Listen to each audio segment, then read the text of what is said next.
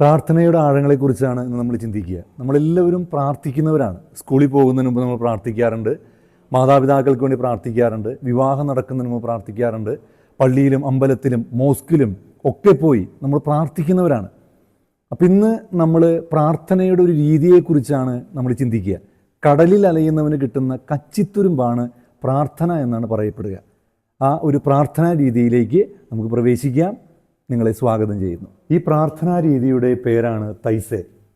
തൈസേ എന്നുള്ളത് ഫ്രാൻസിലെ ഒരു കൊച്ചു ഗ്രാമമാണ്.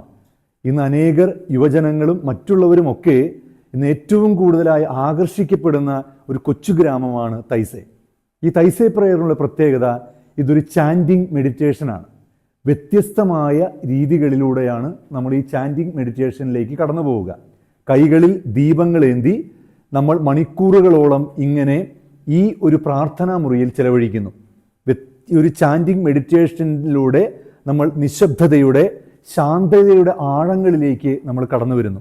ശാന്തമായി കൈകളിൽ ദീപങ്ങളേന്തി കണ്ണുകളടച്ച് പ്രാർത്ഥിച്ച് നമ്മൾ ഈശ്വരനെ ഹൃദയത്തിൽ ഇങ്ങനെ നിശബ്ദതയിൽ കണ്ടെത്താൻ പരിശ്രമിക്കുകയാണ്. ഒരുപാട് ശാന്തതയുടെ ആഴങ്ങൾ കണ്ടെത്തുവാൻ, നിശബ്ദതയെ സ്നേഹിക്കുവാൻ ഈ ഒരു മെഡിറ്റേഷൻ നമ്മളെ പഠിപ്പിക്കുന്നുണ്ട്.